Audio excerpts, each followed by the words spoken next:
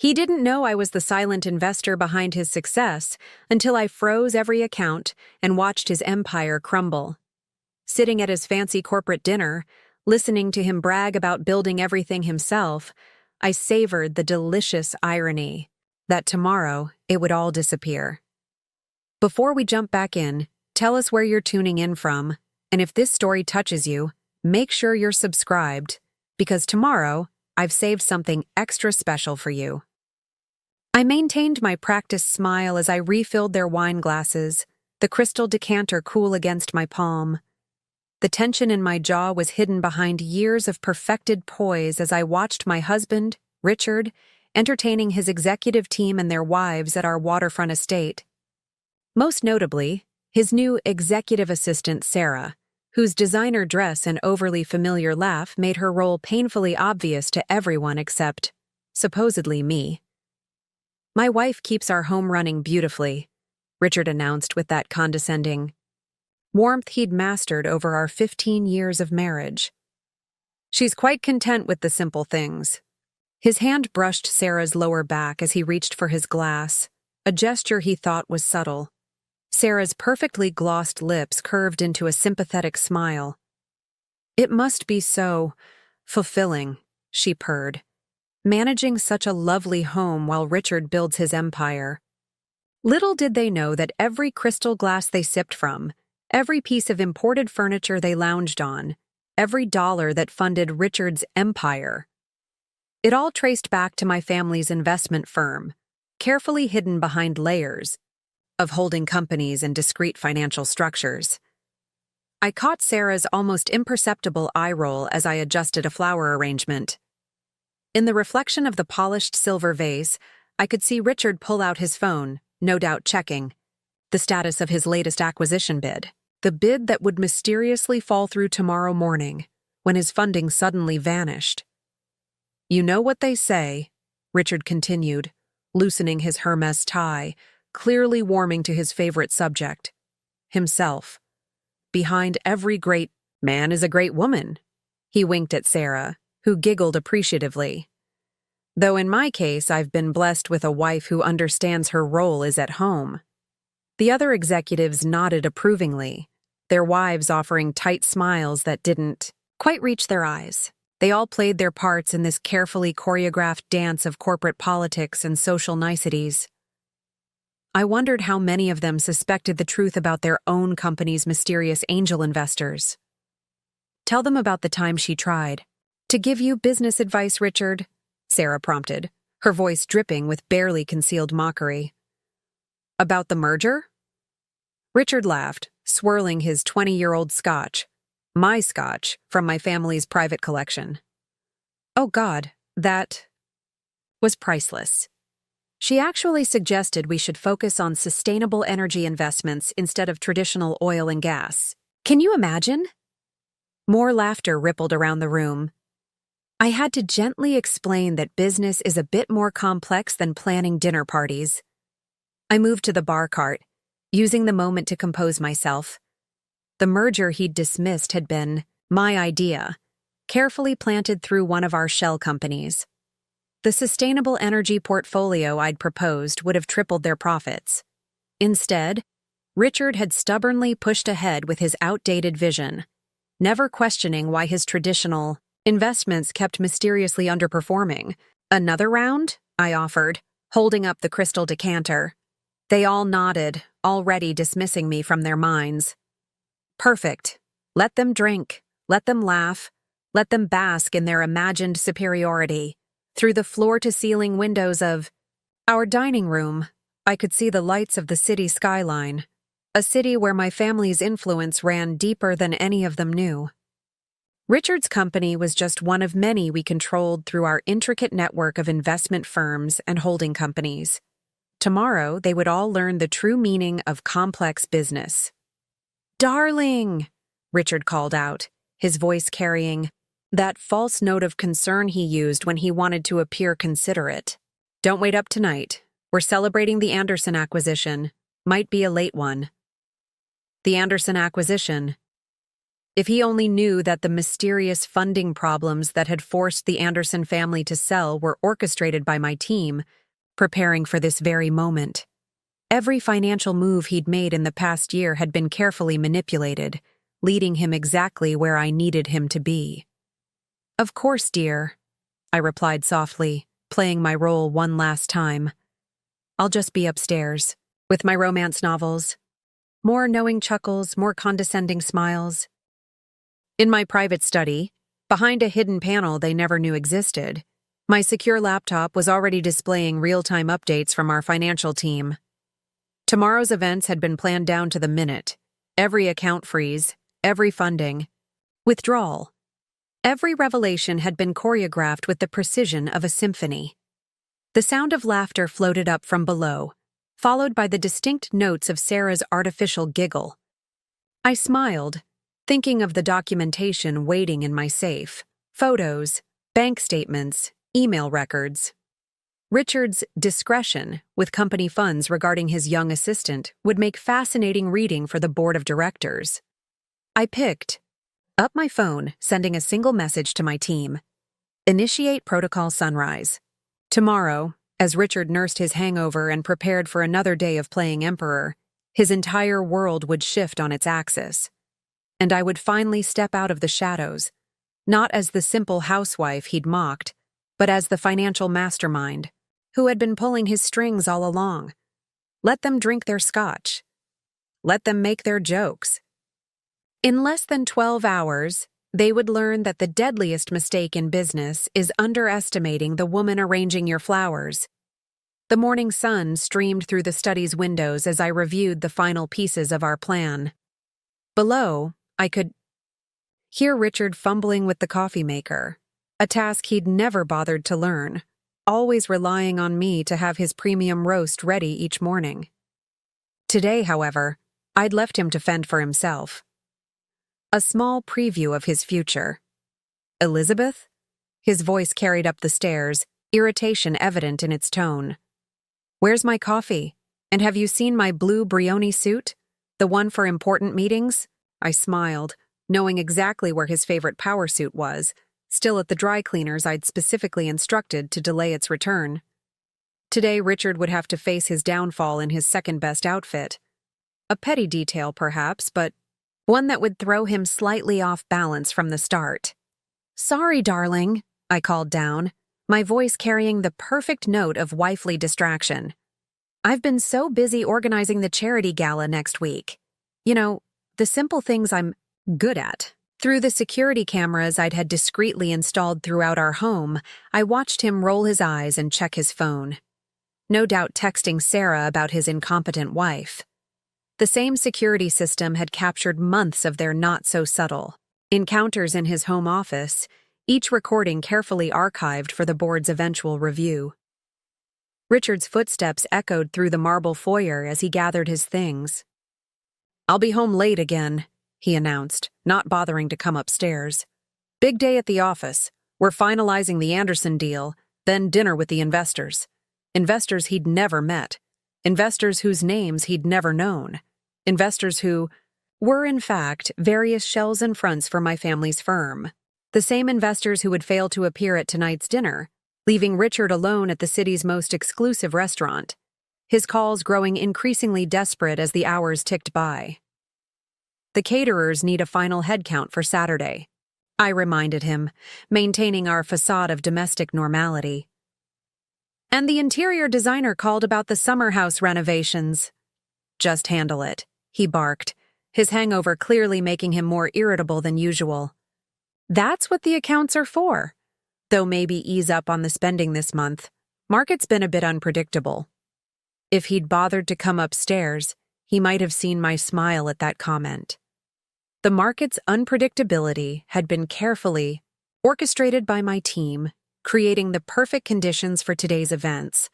Every financial hiccup his company had faced in the past 6 months had been designed to lead us here.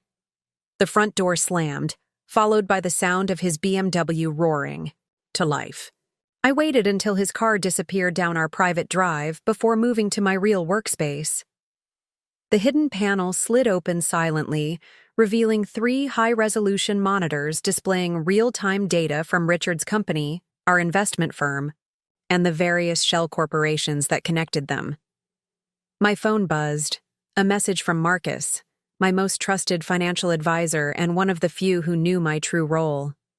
All pieces in position, board members standing by, waiting for your signal. I pulled up the morning's financial reports. Richard's company, Meridian Technologies, was already showing signs of strain. The mysterious funding delays we'd engineered over the past few months had created exactly the kind of vulnerability we needed. His aggressive expansion plans, which he'd pushed through despite my carefully planted warnings, had left him dangerously overextended. Another message flashed across my screen, this one from our security team. Sarah had just arrived at the office, wearing another inappropriately expensive outfit. Paid for, our accountants had documented, with funds Richard had filtered through. The company's executive development budget. I opened the file containing last night's recordings from the dinner party. Each dismissive comment, each condescending joke, each subtle touch between Richard and Sarah had been captured in perfect HD quality. The board would find it fascinating viewing, especially alongside the financial audits showing exactly how much company money had funded their affair. My personal phone rang. The interior designer Richard had dismissed so casually. Except she wasn't really an interior designer, but rather the head of our forensic accounting team, calling with final confirmation that all the financial tripwires were in place. "Everything's ready," she reported. "The moment he tries to access any of the major accounts for the Anderson acquisition, the system will flag potential irregularities. Standard procedure will freeze all connected accounts pending review." And the board members? All received the preliminary documentation this morning. They're concerned, to say the least, especially about the Executive Development Fund discrepancies. I glanced at the clock. 9:15 a.m. Richard would be strutting into his morning executive meeting right about now, probably making another joke about his simple housewife to Sarah and his leadership team. By noon, his arrogant smile would be replaced by growing panic as the financial walls began closing in. Through another monitor, I watched the real-time value of Meridian Technologies stock. The slight downward trend we'd engineered over the past months had created the perfect cover for what was about to happen. When the accounts froze, when the funding disappeared, when the board called their emergency meeting, it would all look like the inevitable result of Richard's own mismanagement. My secure email pinged with an update from our legal team. And the divorce. Papers were ready, along with documentation of every instance of Richard's infidelity and financial misconduct. In his arrogance, he'd never questioned why I'd insisted on keeping my family's money separate, never wondered why I'd been so agreeable to his prenuptial agreement. He'd been too busy congratulating himself on protecting his own assets to realize he was signing away any claim to the real power behind his success. I traced the edge of my mother's old mahogany desk, now centered in my hidden study, remembering the day she'd taught me my first lesson about power. "In business, Elizabeth," she'd said, "people see what they expect to see. Let them underestimate you. It's the greatest advantage you'll ever have." Growing up as the only daughter of the elusive Catherine Bennett, founder of Bennett Global Investments, I'd learned early that true power rarely announced itself. My mother had built an empire while society dismissed her as a wealthy widow dabbling in her late husband's business. That same society never realized she'd been the actual financial genius behind his success. 15 years ago, when I first met Richard at a charity gala, I was already controlling billions in assets through a complex network of investment firms. He'd swaggered over, drawn by my designer dress and apparent connection to Manhattan's elite, eager to pitch his business ideas to what he assumed was another trust fund socialite. "You see," he'd explained, with that same condescending tone I'd come to know so well, "traditional energy markets are where the real opportunities lie. The whole green energy trend is just that, a trend." I remembered hiding my smile behind my champagne glass, thinking of the sustainable energy portfolio that had just tripled my family firm's profits. Richard had been so busy trying to impress me with his business acumen that he never thought to question why someone like me was attending a private equity fundraiser. "That's fascinating," I'd replied, playing the role he'd cast me in. "It all sounds so complex." My apparent wide-eyed interest had fed his ego perfectly. Here, he thought, was a woman who knew her place, who would look good on his arm and never challenge his authority. Our courtship had been a masterclass in strategic misdirection. I'd let him believe he was the sophisticated one, teaching me about fine wines and exotic cuisine, never mentioning that my family owned most of the vineyards and restaurants he was showing off. When he bragged about his business connections, I'd acted suitably impressed, hiding my amusement that most of those connections were actually my employees. "You're different from other women in your circle," he'd said the night he proposed. "You don't try to compete with men in their world. You understand your role." My mother had attended our wedding, playing her part perfectly as the wealthy but clueless widow, while actually conducting due diligence on Richard's company. "He'll do," she'd concluded afterward. "Ambitious enough to be useful, arrogant enough to be controllable." Through my hidden monitors, I pulled up the history of Richard's company. Every major success he'd claimed as his own brilliant strategy had been carefully orchestrated by my team. The mysterious angel investors who'd saved him from early bankruptcy, the timely market intelligence that had guided his acquisitions, the convenient funding that always seemed to arrive just when he needed it, all orchestrated by the wife he'd dismissed as not really understanding business. I opened another file, this one containing Sarah's background check. She wasn't the first. There had been others before her, each thinking they'd landed the successful CEO, each eventually discarded when Richard found a younger, more admiring audience for his ego. I'd documented them all, along with the company, resources he'd used to fund his indiscretions. The pattern had been the same each time. Richard would grow increasingly dismissive of my simple domestic role, flaunting his new relationship at corporate events, ensuring everyone knew that his wife was too naive to notice. Each time, I'd played my part, maintaining the facade of the contented housewife while gathering evidence and tightening my control over his company's financial strings. Through the years, I'd watched him systematically underestimate and dismiss every woman in his corporate sphere. Brilliant analysts passed over for promotion because they didn't understand aggressive business strategy. Talented executives pushed aside because they didn't match Richard's vision of leadership. Each one carefully documented in my growing file of his discriminatory practices. My phone buzzed with a message from my mother. "Ready when you are. Board members briefed." Now in her 70s, she still enjoyed orchestrating corporate takedowns of overconfident men. She'd been particularly looking forward to this one, having endured years of Richard's patronizing attempts to explain business to her at family gatherings.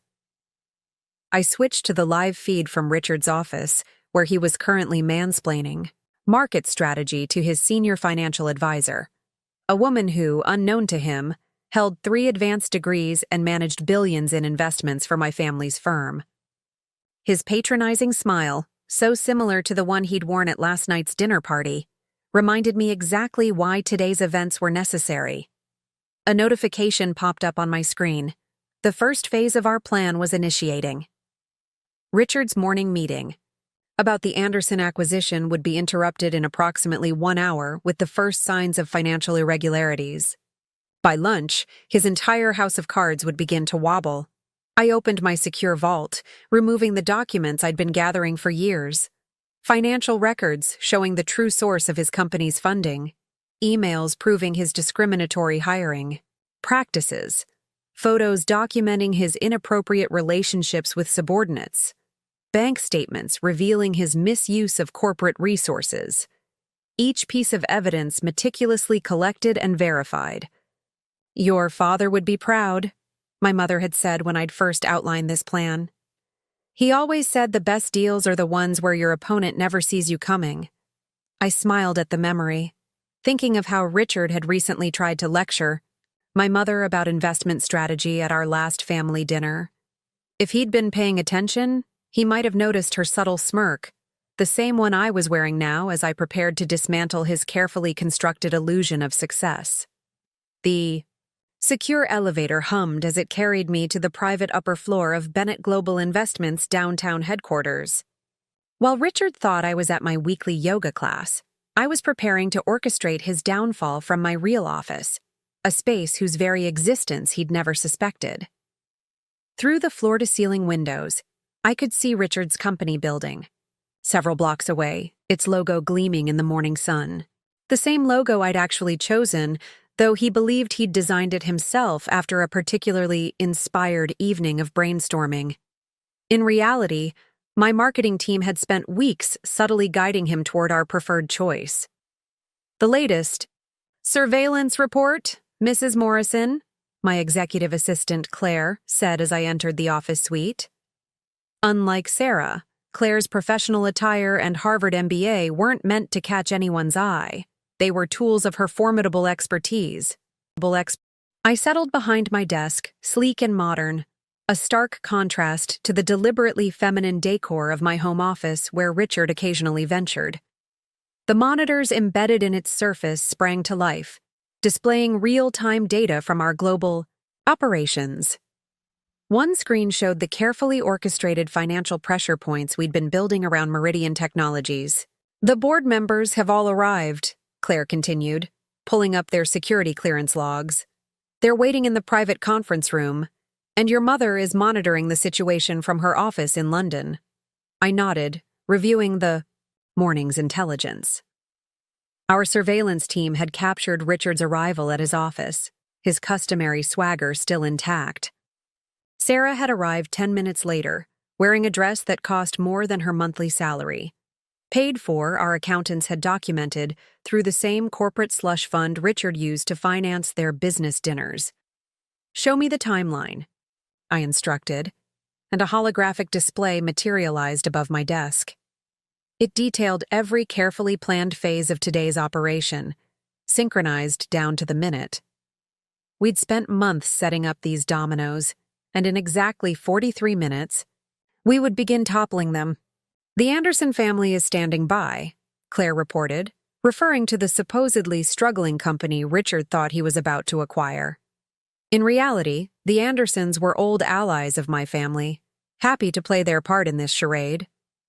Their apparent financial difficulties had been as carefully manufactured as everything else in Richard's business world. I pulled up another screen, this one showing the real numbers behind Meridian Technologies. Every major contract, every successful venture, every timely market move that Richard attributed to his business instincts had been orchestrated through our network of shell companies and strategic partners. "Your mother has an interesting update," Claire added, a rare smile touching her lips. Apparently, Richard tried to approach Bennett Global this morning about additional funding for the Anderson acquisition. He spoke to her directly, though, of course, he didn't realize it was her. I couldn't help but laugh, imagining that conversation. My mother had perfected the art of playing the clueless wealthy widow decades ago. She probably let Richard explain basic investment concepts to her while controlling enough global capital to buy his company 100 times over. "Show me the contingency scenarios," I requested, and another holographic display appeared. We'd prepared for every possible reaction Richard might have to the coming revelations. If he tried to access emergency funding, he'd find his credit lines mysteriously frozen. If he attempted to liquidate assets, he'd discover hidden clauses, activating in all his major contracts. The hidden panel in my office wall slid open silently, revealing screens monitoring every corner of Richard's corporate world. His office, his executive conference room, his private elevator, all providing live feeds. Another screen tracked his phone calls and messages, while others displayed real-time updates from our agents embedded throughout his company. The forensic accounting team just finished their final review, Claire said, placing a thick folder on my desk. Everything's documented and verified. The board will find page 47 particularly interesting. It details how he's been using company resources to fund his relationship with Sarah. I opened the folder, though I already knew its contents by heart. Every financial manipulation, every misused company fund, every questionable decision Richard had made over the years, all meticulously cataloged and cross-referenced. But more importantly, it showed the true ownership structure of Meridian Technologies, revealing how every major investor and funding source led back to Bennett Global. The legal team has confirmed our position, Claire continued. The prenuptial agreement Richard insisted upon actually works in our favor. He was so focused on protecting his company from me that he never realized he was signing away any claim to challenge my family's investment control. A notification flashed across my primary screen. Richard had just entered his morning executive meeting. Through the surveillance feed, I could see him settling into his chair at the head of the conference table, that familiar smirk on his face as Sarah handed him his coffee. "Initiate phase 1, I commanded softly. Claire's fingers flew across her tablet, sending the coded instructions to our teams. In exactly 3 minutes, Richard's financial controller would receive the first alert about irregularities in the company's accounts. In 5 minutes, their banking software would begin showing discrepancies in their acquisition funding.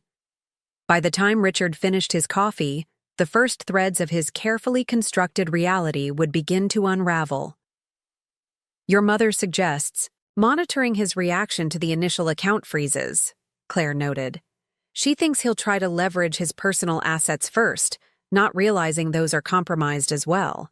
I nodded, remembering how Richard had recently bragged to his friends about his clever investment strategies.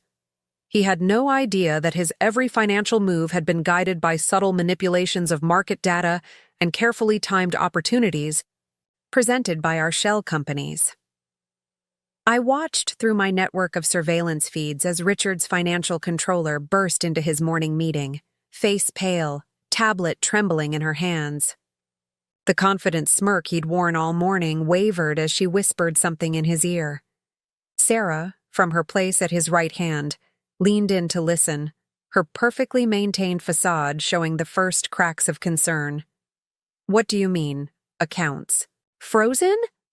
Richard's voice boomed through my speakers, his attempt at authority betrayed by the slight tremor in his tone. That's impossible. We have the Anderson acquisition signing in 3 hours. Through my secure terminal at Bennett Global, I could see exactly what his controller was seeing, a cascade of red flags across their financial systems. Every account, every credit line, every financial instrument they'd planned to use for today's acquisition was being systematically locked down for routine compliance review. Sir, the controller stammered, it's not just the acquisition accounts. Every major corporate account is showing irregularities.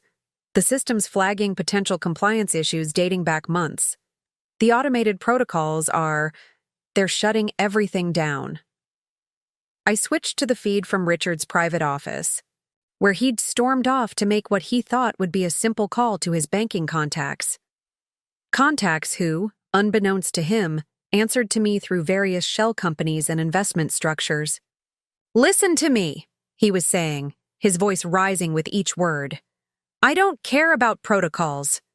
Do you know who I am? Just override the system and release my funds. A pause. What do you mean you need authorization from the primary investors? I am the primary investor. Oh, Richard. If only that were true. I pulled up another screen, this one showing the real-time movements of Meridian Technologies stock. The slight downward trend we'd engineered over the past months was about to become a precipitous slide. Our analysts had calculated the exact moment when market confidence would begin to waver. Your mother is enjoying the show, Claire noted, showing me a message from London. She says Richard just tried to call Bennett Global's public investment line. She had the pleasure of telling him that, unfortunately, all our representatives were in an emergency board meeting. A meeting I could see through another monitor, where my mother was calmly explaining to our board members exactly why we were about to sever all ties with Meridian Technologies. The evidence of Richard's mismanagement, carefully compiled over years, was being presented in devastating detail. Back in Richard's office, the panic was escalating. Sarah hovered uncertainly by his desk, her usual confident poise shaken by the growing crisis. Through our surveillance system, I could hear their conversation clearly. "Richard, what's happening?" she asked, her voice tight with worry. "The rumors are already spreading. The Anderson family just called. They're hearing things about our financial stability." "It's nothing," he snapped, though his shaking hands betrayed him as he loosened his tie. "Just a system glitch. Call Jenkins in IT, tell him to fix whatever's wrong with the accounts." But Jenkins wouldn't be able to help. No one would. Every digital path they tried to trace would lead to legitimate-looking compliance flags. Every attempt to override the system would trigger additional security protocols. Richard's technical team was about to discover just how sophisticated Bennett Global's financial security systems really were. My phone buzzed. A message from the Anderson family. Richard just called, sounding desperate. Offered to improve. The deal terms. We stuck to the script. Told him we're hearing concerning things about Meridian stability. Perfect. The Andersons had been eager to help when I'd explained my plan. They'd experienced Richard's condescension firsthand during the acquisition talks, watching him dismiss their daughter's innovative proposals because he didn't think women understood market strategy. "Mrs. Morrison," Claire interrupted my thoughts, "you should see this." She pulled up a new feed, showing Richard making a very interesting phone call. "Sarah, sweetheart," he was saying, his voice low and urgent. "I need you to transfer those special documents to your personal drive, the ones from our private meetings, and book us dinner for tonight, somewhere discreet. We need to discuss contingency plans." I smiled, knowing that Sarah's personal drive was already compromised. Every file, every email, every message between them had been captured by our surveillance team.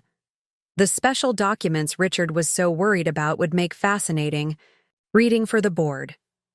Through another monitor, I watched the growing chaos spreading through Meridian's offices.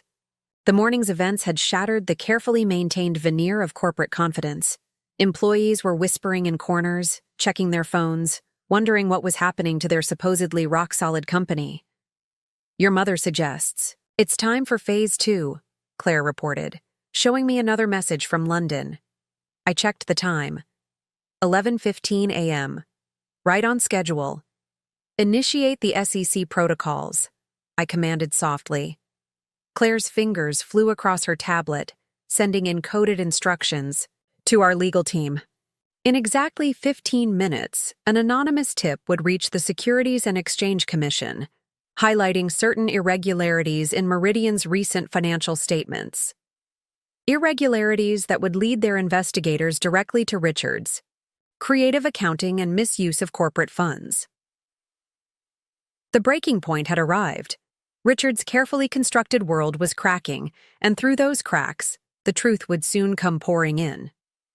I watched him through the monitors, his composure crumbling as he made increasingly desperate phone calls to contacts who suddenly couldn't be reached. At precisely noon, I stepped into the gleaming lobby of Meridian Technologies for the first time in years. The security guard barely glanced at my visitor's badge, too distracted by the unusual number of serious-looking executives rushing through security. Word of the financial crisis was spreading faster than Richard could contain it. I'd traded my usual casual housewife attire for what I thought of as my true uniform, a perfectly tailored Chanel suit in charcoal gray, Louboutin heels that announced each step with quiet authority, and my mother's vintage Cartier watch, the same watch that had timed countless corporate takedowns over 2 generations. "I have an appointment with the board," I informed the flustered receptionist, enjoying how her eyes widened as she processed my transformation from Richard's simple wife to commanding executive. Elizabeth Morrison, though they might know me better as Elizabeth Bennett. Through my earpiece, I could hear Claire coordinating our teams throughout the building. Security cameras tracked Richard's increasingly frantic movements between his office and the executive floor. Sarah had disappeared. Our surveillance showed her in the ladies' room, frantically making calls to headhunters. "Mrs. Morrison!" Thomas Jenkins, the head of Meridian's legal department, hurried across the lobby. "The board is waiting, though, I must say, we were surprised by the meeting request." I smiled, knowing exactly what had caused their surprise. An hour ago, every board member had received an encrypted file containing irrefutable evidence of Richard's mismanagement, along with documentation revealing the true ownership structure of their company. The signatures on those documents, hidden for years behind layers of shell companies, all led back to me. "I imagine there are quite a few surprises today, Thomas," I replied smoothly. "Though perhaps the biggest surprise is how long we let this continue." The executive elevator rode in silence, Jenkins shifting uncomfortably beside me. Through my hidden earpiece, I could hear Claire's updates. "Richard's trying to access his personal accounts now. He's about to discover those have been frozen too. Sarah's called 3 recruitment agencies, all controlled by our shell companies, of course. They'll let her schedule interviews that will mysteriously never materialize." The boardroom doors opened to reveal a scene of barely contained chaos. Board members huddled in small groups, whispered conversations stopping abruptly as I entered. Richard stood at the head of the table, his face flushed with anger and fear, his usual commanding presence deflated by the morning's events. "Elizabeth?" he stammered, confusion warring with embarrassment. "What are you doing here? This is a private board meeting about a serious situation?" "Yes," I cut him off smoothly. "It is. That's exactly why I'm here." I moved to the head of the table, settling into his chair with practiced ease. "Though I believe the situation is more serious than you realize." Through the floor-to-ceiling windows, I could see my mother's building, knowing she was watching this unfold through our secure feeds. She'd always said the best victories were the ones where you could look your opponent in the eye as their world crumbled. "Ladies and gentlemen of the board," I began, my voice carrying easily through the stunned silence. "I believe you've all received the documentation concerning Mr. Morrison's creative management of company resources. However, that's not why I'm here today." With a small remote, I activated the room's presentation screens. They filled with financial records, ownership documents, and transaction histories, the true story of Meridian Technologies. What you're seeing is the actual ownership structure of this company. Every major investor, every significant funding source, every critical capital injection over the past 15 years, all controlled by Bennett Global Investments, my family's firm. Richard's face had gone from red to white. "That's impossible," he whispered. "I built this company. I made every decision, every strategic move." "Did you?"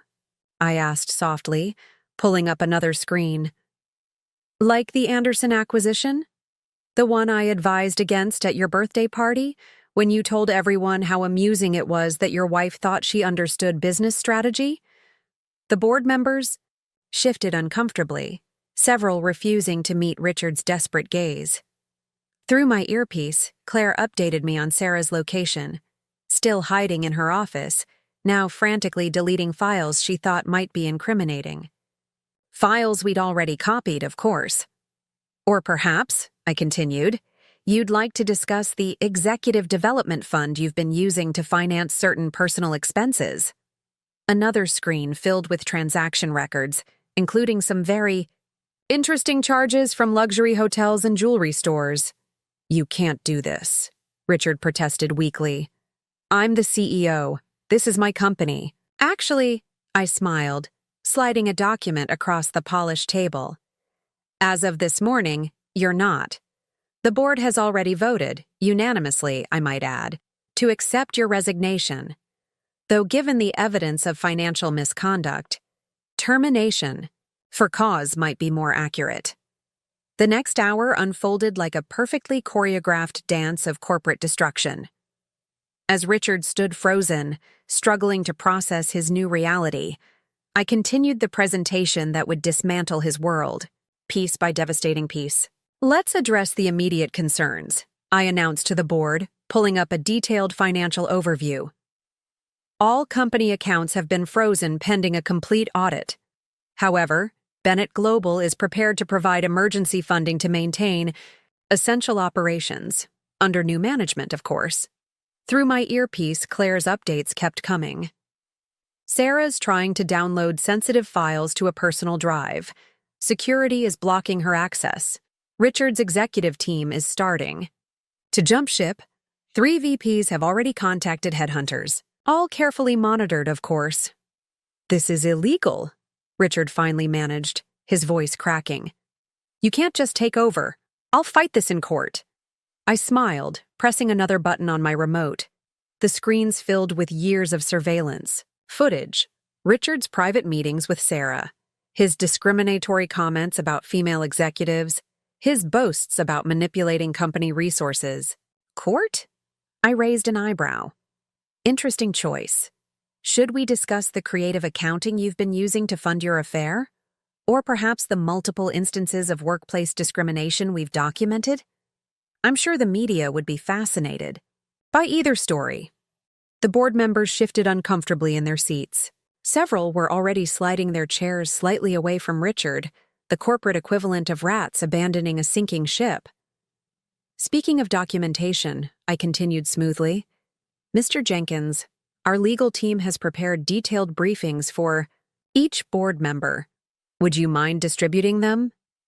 Jenkins, who'd been standing by the door looking shell-shocked, moved to hand out thick folders. Each contained comprehensive evidence of Richard's mismanagement, along with proof of Bennett Global's controlling interest in Meridian Technologies. You'll find, I explained to the board, that every major decision Richard claimed as his own brilliant strategy was actually orchestrated by my team. The mysterious angel investors who saved the company in its early days? That was us. The timely market intelligence that guided your acquisitions? Also us. Through the boardroom's glass walls, I could see the chaos spreading through the executive floor. Word was getting out. Employees gathered in small clusters, whispering and checking their phones. The carefully maintained facade of corporate stability was cracking. Mrs. Morrison, one of the board members, ventured. Or should we say Ms. Bennett? What exactly are your intentions for the company? Please call me Elizabeth, I smiled. And my intentions are simple. To run this company properly, without the burden of toxic leadership and financial misconduct. Bennett Global has already prepared a comprehensive restructuring plan. My phone buzzed, a message from my mother. The market is responding. Meridian's stock has dropped 15% since the account freezes were discovered. Our teams are ready to begin buying at the bottom. Richard, who had been staring at his own phone in growing horror, suddenly looked up. The Anderson deal, he blurted. We can still salvage this. I can call them. Explain. The Andersons, I cut him off, have already been briefed on the situation. They're quite relieved, actually. Particularly Amanda Anderson, whose innovative proposal you dismissed last month because, and I quote, women don't understand aggressive market strategy. Another update from Claire. Sarah's called a lawyer.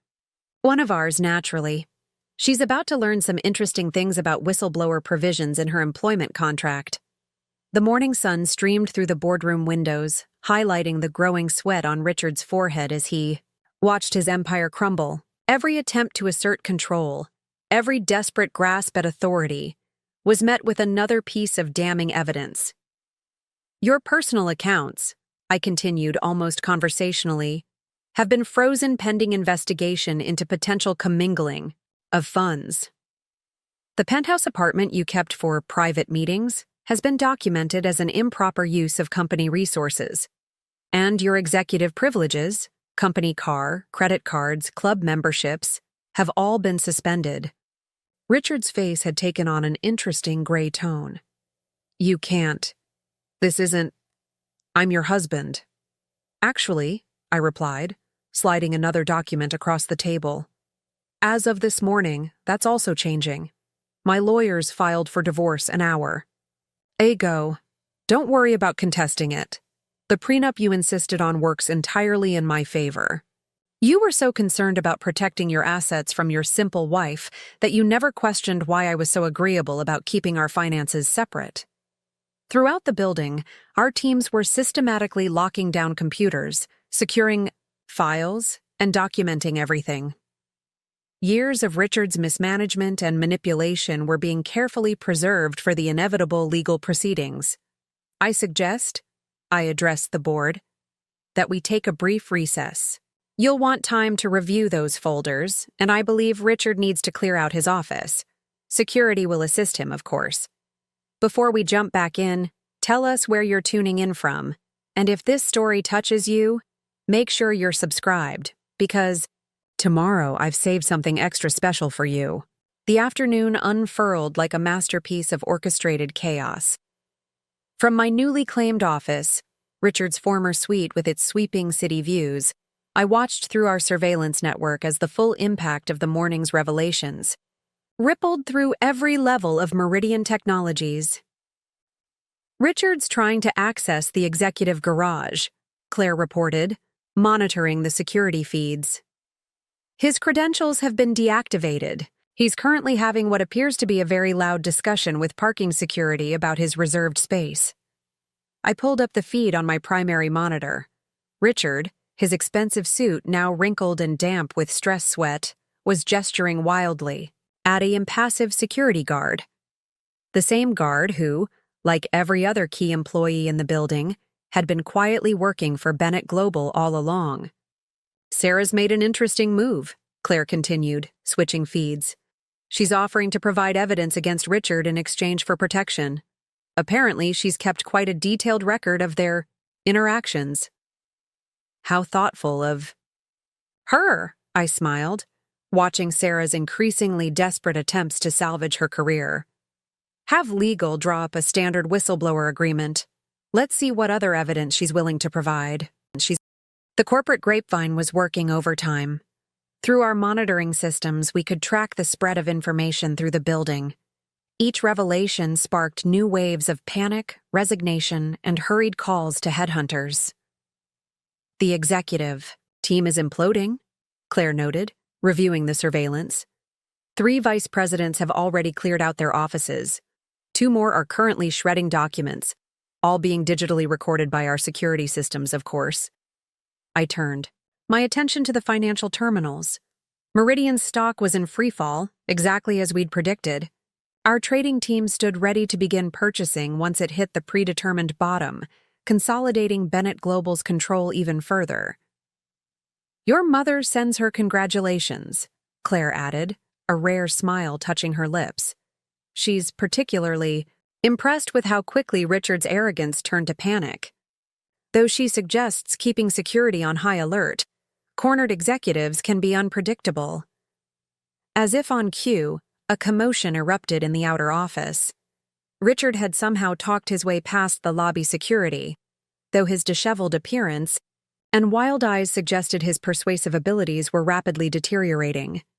"Elizabeth!" He burst through the door, stopping short when he saw me behind his former desk. This is insane. You can't do this to me. I made this company what it is." "Did you?" I asked calmly, triggering the office's recording systems with a subtle hand gesture. "Let's review exactly what you've made of this company, shall we?" With a few keystrokes, I filled the office's display walls with financial data. Years of Richard's mismanagement, displayed in stark numerical reality. Every questionable decision, every misused fund, every instance of corporate resources being diverted for personal use. These numbers, I continued, highlighting specific transactions, show systematic financial misconduct. The SEC will be particularly interested in how company funds were used to finance your various affairs. Sarah's apartment, for instance, the one you claimed was a corporate retreat facility. Richard's face cycled through several interesting colors. You've been spying on me?" "Monitoring," I corrected. As the majority shareholder, through various shell companies, it's my responsibility to protect corporate assets. Assets you've been misusing quite creatively. Through my earpiece, Claire provided updates on the building's security status. Richard's access to all systems had been revoked. His personal items were being packed under supervision, and his executive team was rapidly disintegrating. The board has called an emergency press conference, she reported. They're prepared to announce your appointment as CEO and Richard's departure. Richard slumped into a visitor's chair, his usual swagger completely evaporated. Why? He whispered. All these years. Why pretend to be just a housewife? Because, Richard, I replied, standing to look out over the city skyline. You and men like you only see what you expect to see. You were so convinced of your own superiority that you never questioned why your simple wife was always present at major business events. Why your mysterious investors always seem to agree with my casual suggestions. Why your success always seemed tied to decisions I subtly guided you toward. My phone buzzed with another update. Our legal team had just received inquiries from 3 different law enforcement agencies regarding Richard's financial activities. Right on schedule. Your choices now are simple, I continued, turning back to face him. Option 1. Resist, fight, and watch as every questionable decision you've made becomes very, very public. Option 2. Resign quietly, cooperate with the financial investigations, and perhaps salvage enough of your reputation to eventually land a middle management position somewhere. Far away from here, of course. The late afternoon sun cast long shadows across the city as I stood in Meridian's main conference room, facing the assembled press. The board members sat behind me, their expressions carefully neutral as cameras flashed and reporters leaned forward expectantly. Ladies and gentlemen, I began, my voice carrying easily through the now silent room. Thank you for coming on such short notice. As of this morning, I have assumed the position of Chief Executive Officer at Meridian Technologies, following the immediate resignation of Richard Morrison amid concerns about financial improprieties and corporate governance issues. Through my earpiece, Claire continued providing updates on the unfolding situation throughout the building. Richard's been escorted to his car. He's made 17 attempts to call various banking contacts, all blocked. Sarah's agreed to provide full documentation of financial misconduct in exchange for immunity. Meridian Technologies, I continued, addressing the eagerly scribbling reporters, is entering a new era of transparent, ethical leadership. The board has unanimously approved a comprehensive restructuring plan that will strengthen our corporate governance and ensure long-term stability. From the back of the room, a young reporter raised her hand. Mrs. Morrison, or should we say Ms. Bennett? How long has Bennett Global been the majority shareholder in Meridian? Since its inception, I smiled, pulling up a detailed ownership diagram on the presentation screens. Every major investor, every significant funding source has been controlled by Bennett Global Investments through various subsidiary companies. We believed it was time to make that ownership structure transparent. The revelation sent a ripple through the press corps. Laptops appeared, phones were raised, as the story of the decade in corporate governance began taking shape. And your husband? Another reporter called out. Did he know about your connection to Bennett Global? Mr. Morrison, I replied carefully, chose to see what he expected to see. Like many in corporate leadership, he had certain preconceptions about women in business. Those preconceptions proved costly. Through the conference room's glass walls, I could see employees gathered in clusters, watching the press conference on their monitors. The shock of the morning's revelations was giving way to a different energy, particularly among the female staff members who had endured years of Richard's dismissive leadership. Your mother's watching the press conference, Claire murmured, in my ear. She says Richard just tried to contact Bennett Global's London office again. They're particularly enjoying explaining that all his previous contacts there have been reassigned. I turned my attention back to the reporters as another hand shot up. Sources say there are concerns about financial irregularities under the previous leadership. Can you comment on that? A full audit is underway, I confirmed, triggering another series of slides. Preliminary findings have raised significant concerns about the misuse of corporate resources and potential securities violations. We are cooperating fully with relevant regulatory authorities.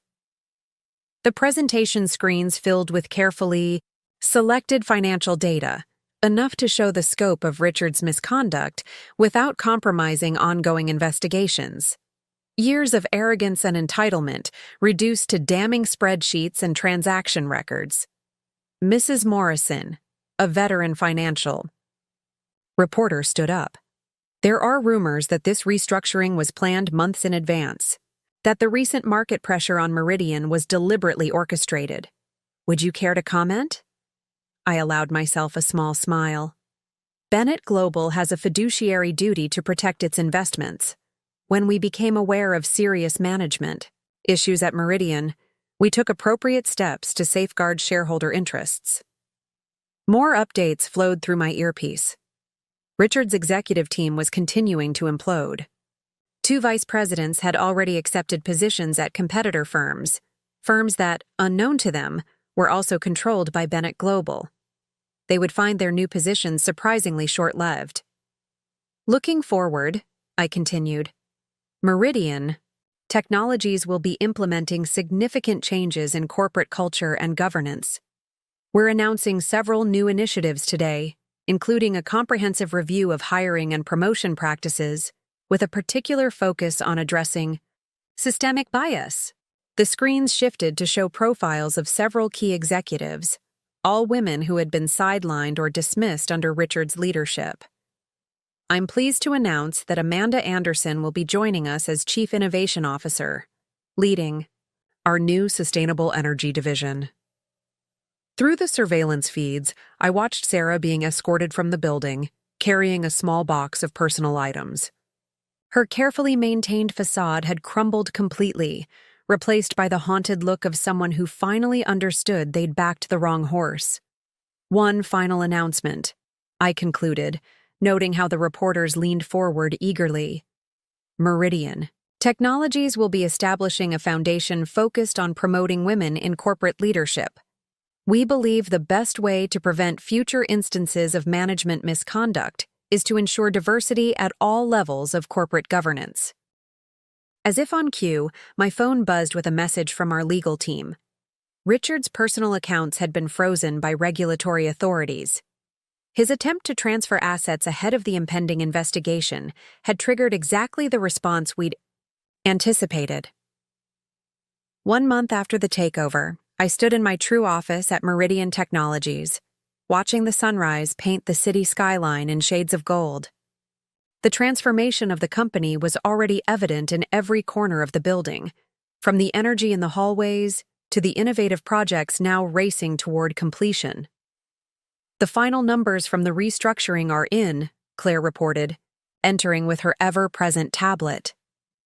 Employee satisfaction up 60%. Productivity increased across all departments. The Sustainable Energy Division under Amanda Anderson has already secured 3 major contracts. I smiled, reviewing the morning's reports. The same projects Richard had dismissed as unrealistic were now driving Meridian's most successful quarter in company history. Throughout the building, employees who had been silenced or sidelined under his leadership were finally having their innovations heard. Sarah's whistleblower testimony proved quite useful, Claire continued. The SEC investigation has expanded to include 3 other companies where Richard previously held executive positions. Apparently, his pattern of financial misconduct goes back further than we initially suspected. Through my monitors, I could track the ripple effects of our corporate revolution. Richard's former executive team had scattered to the winds, only to find their reputations had preceded them. Each attempt to secure new positions was met with mysteriously closed doors and withdrawn offers. The Anderson family sent this over.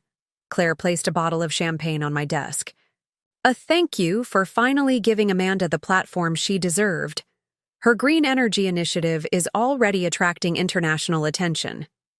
I picked up the bottle, remembering Richard's dismissive laugh when Amanda had first presented her proposals.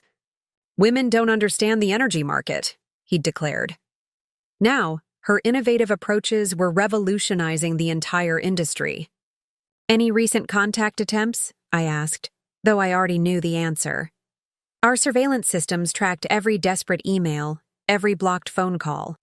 Richard's been spotted at increasingly less prestigious venues, Claire reported, pulling up the latest surveillance photos. Currently working as a junior consultant at a small firm in Newark. His mother's country club membership has been regretfully suspended. The transformation wasn't just professional. The social fallout had been equally devastating. Richard's carefully cultivated network of powerful connections had evaporated overnight. The same people who had laughed at his jokes about his simple housewife were now studiously avoiding his calls. The divorce proceedings are moving forward, Claire added. His lawyers attempted to challenge the prenup, but given the evidence of financial misconduct, they've advised him to accept the terms. He'll be lucky to keep his personal clothing. Through the office windows, I could see the new Meridian Technologies logo being installed on the building's facade. Gone was Richard's aggressive masculine design, replaced by something more elegant and powerful. Like the company itself, it had been transformed into something that better reflected its true nature. The Women's Leadership Initiative has a waiting list, Claire noted, scrolling through updates. Over 200 applications for the first mentorship cohort. Apparently, our recent changes have attracted quite a bit of attention in the industry. I pulled up the company's latest financial reports. The initial stock drop after Richard's departure had been followed by a steady climb as the market responded to our new direction. Bennett Global's strategic purchase of shares during the manufactured crisis had consolidated our control even further. Your mother suggests it's time for phase 2, Claire added, displaying a message from London. The board is ready to discuss international expansion. A notification popped up on my screen. Amanda Anderson's team had just secured another major contract. Their innovative approach to sustainable energy storage had caught the attention of several European governments. Richard had once called it a cute little project. Now it was revolutionizing the industry. The corporate culture shift is remarkable, Claire observed, reviewing employee feedback, particularly in departments that were most affected by the previous management's biases. Throughout the building, the change was palpable. Meeting rooms that had once been dominated by Richard's aggressive machismo now buzzed with collaborative energy. Ideas flowed freely, innovations were celebrated, and talent was recognized regardless of gender. Sarah's published quite an interesting article, Claire noted, pulling up a business magazine on her tablet. Toxic leadership and corporate accountability. She's become quite the advocate for workplace reform, though she carefully avoids mentioning specific names. I scanned the article, noting how Sarah's perspective had shifted. From defending Richard's behavior to exposing the systemic issues that enabled it, she'd undergone her own transformation. Sometimes the best lessons come from being on the wrong side of history. 6 months had passed since the day I revealed my true identity and took control of Meridian Technologies. Standing in my office on a crisp autumn morning, watching the city come to life below, I reflected on how completely the landscape had changed, both literally and figuratively. Final quarterly reports are in, Claire announced, entering with her morning briefing. Profits up 85% since the restructuring. Employee retention at record highs. The Sustainable Energy Division has become our most profitable unit thanks to Amanda's leadership.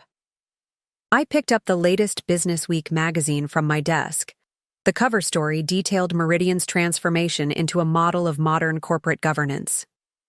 The article praised our innovative approach to leadership without ever mentioning the scandal that had precipitated the change. And our former CEO? I asked, though our surveillance systems kept me well informed of Richard's spectacular fall. From Grace. Currently sharing a small apartment with his mother in New Jersey, Claire reported, unable to hide a slight smile. His latest job application was rejected.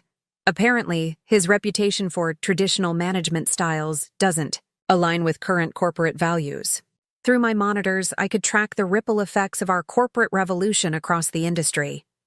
Other companies had taken notice of Meridian's success, leading to a wave of leadership reforms and governance changes. The Old Boys Club was finally showing cracks.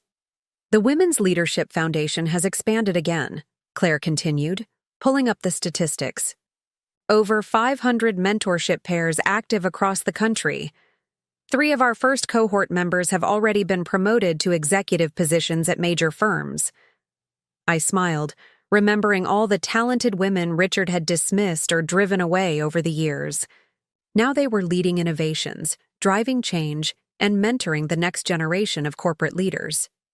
Sarah's book deal was confirmed this morning, Claire added, Breaking the Glass Ceiling, a whistleblower's guide to corporate reform. Her publicity team is carefully avoiding any direct references to Meridian, but the implications are clear. My phone buzzed with a message from my mother. Amanda's sustainable energy project just got approved for European expansion. Richard always said international markets weren't ready for green initiatives. Enjoying proving him wrong, the transformation of Meridian had exceeded even our careful planning. What had started as a lesson in consequences had evolved into a genuine revolution in corporate culture. Every department showed the benefits of diverse leadership and collaborative innovation. The Anderson family sent over their latest project proposals, Claire noted.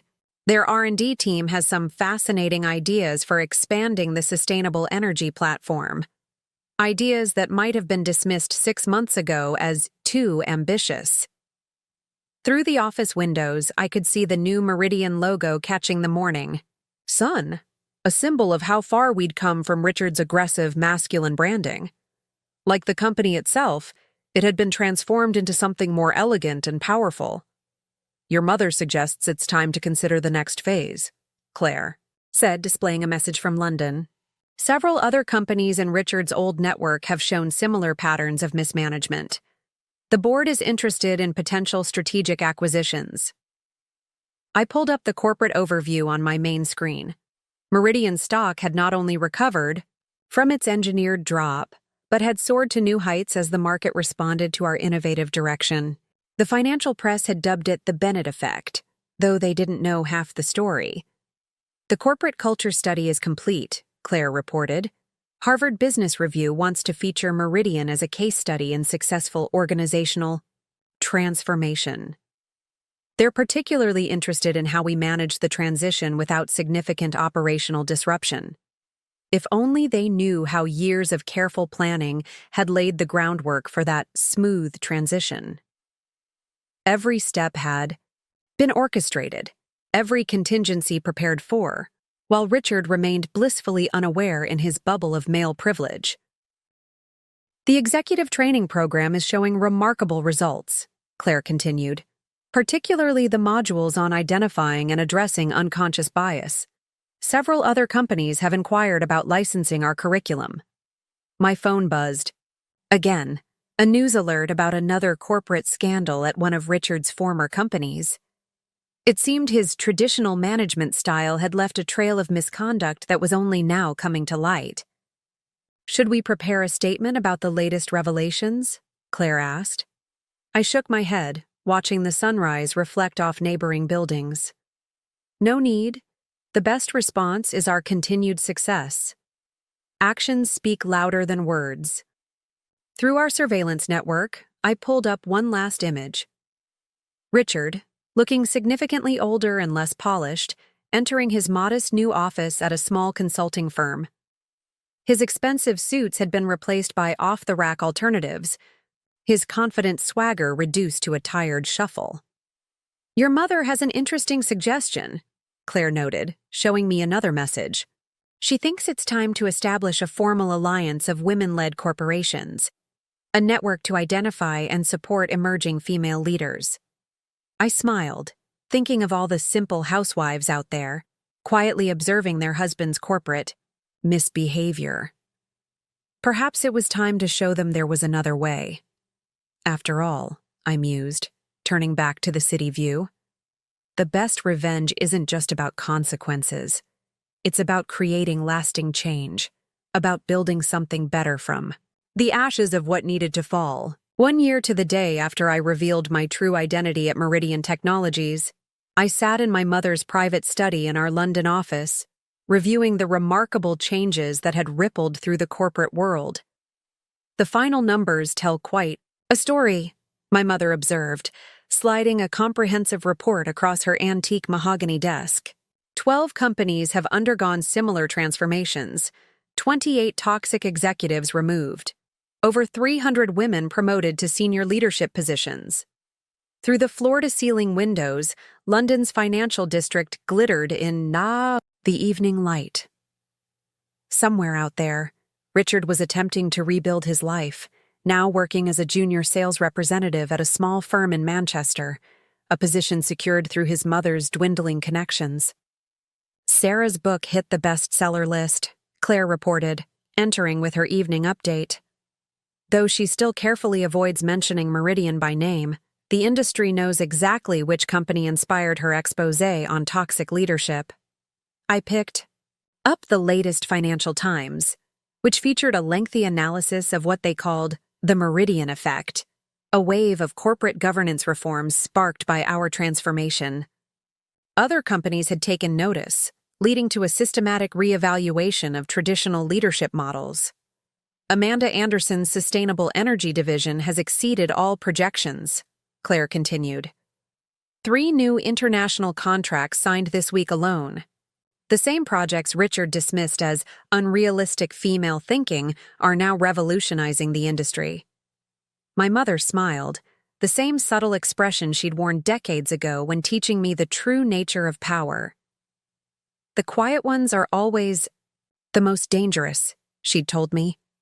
Let them underestimate you. It's the greatest advantage you'll ever have.